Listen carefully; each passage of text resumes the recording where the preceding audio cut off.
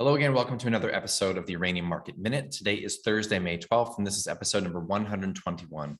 My name is Justin Huhn. I'm your host. I'm the founder and publisher of the Uranium Insider Pro Newsletter, the only investing newsletter that focuses solely on uranium and publishes on a regular monthly basis. As always, nothing that you hear or see in this podcast is intended to be investing advice. I'm not your financial advisor. This is not financial advice. Please always do your own due diligence when it comes to investing and always take responsibility for your own choices. All right. Another very, very volatile day in the markets. There's some people just getting absolutely blown up here. Not specifically in uranium necessarily, but we're seeing a bloodbath in the cryptocurrency markets, which are very, very large markets. And certainly there's knock-on effects of that. And then, of course, the broad markets continue to bleed out. The NASDAQ is down huge year to date. Individual names within the NASDAQ, within the S&P are down massive year to date, and all of these effects have knock-on effects. And again, uranium being thrown out like the baby with the bathwater, with nothing fundamentally breaking down here in terms of the thesis for uranium longs, but still we're seeing selling. And I'm going to talk very, very briefly in the mailbag section about why I can remain calm during these sorts of period of times that are very volatile, very difficult for most investors, especially new investors. These resource markets can absolutely kick your butt. They can cause extreme stress and anxiety, difficulty in weathering such drawdowns like this. And it's this exact volatility that makes these markets exciting and that can bring outsized returns to the upside. That volatility hits just as hard on the downside, and we're in it right now. So I'm going to run really quickly through the mailbag section, or excuse me, the daily scoreboard, the charts. And then, as I mentioned, the mailbag section is going to be very, very short as we are putting together a bulletin that's going out to members within the next hour or two today that we've spent a lot of time on today. So I think it's a very important communication. Okay. All right. So why don't we jump right into it? The daily scoreboard here, spot price of uranium slipping a bit more, 50.50 a pound mid-market. We're seeing traders definitely take advantage of the absence of SPUT here, which has been out of the market on the buy side in terms of physical uranium for almost a month, just about 4 weeks here that they haven't really purchased a meaningful amount of uranium. There's been 100,000 pounds here, 100,000 pounds there, but obviously they're not raising money in this environment, being at a very, very steep discount, which again, yesterday was another record wide discount that we've seen since I've been doing this podcast, almost 16% discount to net asset value. Yellowcake PLC out of London, another physical trust, now trading at over a 20% discount to NAV. So clearly there's just extreme negative sentiment across all markets here, and everything is getting hit very, very hard, and uranium is no exception. Turning to the ETFs, URA reported 410,000 share redemptions. That likely was from Tuesday's trading. URNM reported no changes in outstanding shares. Again, there's a 1 to 2 day delay. Typically, I think when I'm reporting these numbers, URA is a 2 day delay. URNM seems to be a 1 day delay here. I definitely, based on the action today, I definitely think we'll see more redemptions coming out, possibly from yesterday as well. You can feel that flywheel effect when we see the ETFs dumping down 4, 5, 6% on the day when the S&P is down just slightly. There was a bit of dip buying at the very end of the day, but you could definitely feel that flywheel effect hitting us in the negative manner from the ETFs. And that's the way it works. If the selling pressure on the ETFs brings their discount to NAV into a large and consistent enough level, then they will go ahead and sell their holdings and buy back shares, and we'll see those redemptions. So 410,000 share redemptions from URA, 5.8 million in mandated selling. Like I said, we're expecting to see reports of more redemptions from yesterday, from today's trading. Most likely that is what we'll see tomorrow and in Monday's reporting.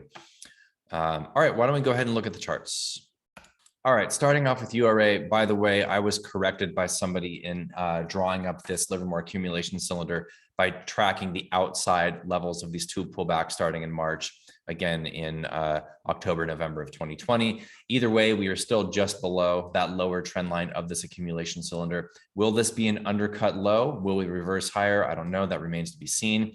We are now basically at the lows of January, which honestly, judging by the sentiment and the feeling that's out there in the markets, I'm surprised to see, when I look at the charts, I'm taken aback by it because yeah, this isn't pretty. There's nothing really great to say technically about this chart. At the same time, if you look at the sentiment on Twitter and just kind of the overall feeling in the markets right now and amongst investors, you would think that the charts were just a fishing line down to zero.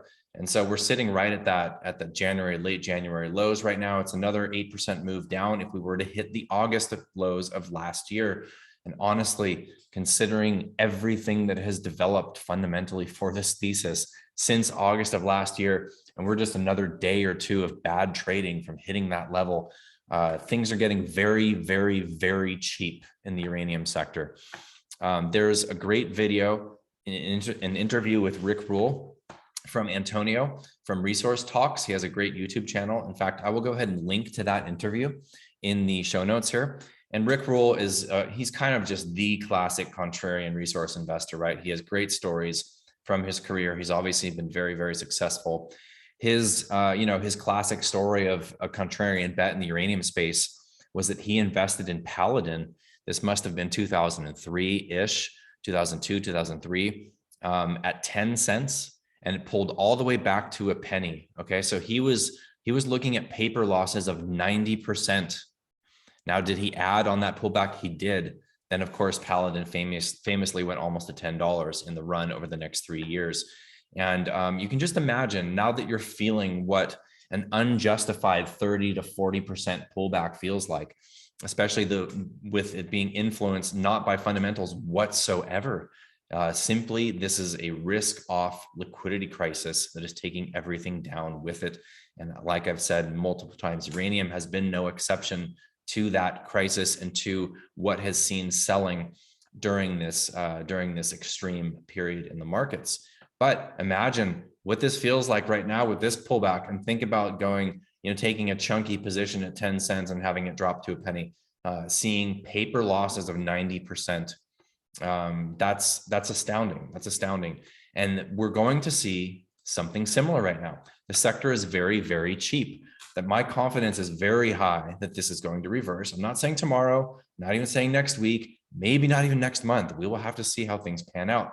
I'm talking years. We're thinking years here for this investment thesis, right? And so what is going to happen when we take these paper losses down 30%?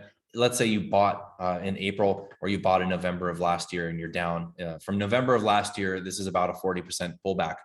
So we're down about 30% from April here. And then let's say URA ends up going to $75, and you end up 5xing from here. That's significant. That's nothing out of the ordinary for a resource market.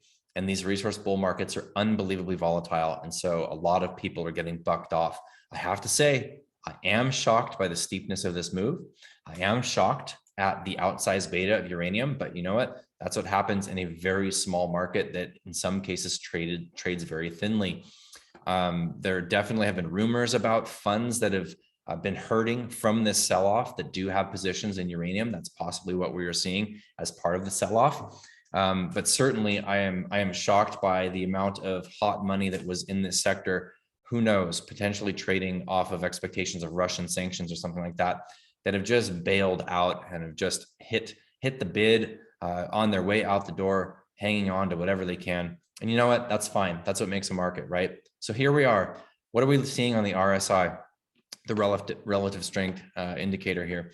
We are seeing an oversold level of 23. Now below 30 is usually considered oversold. And you can see on the pullback in January, we hit that 30 level.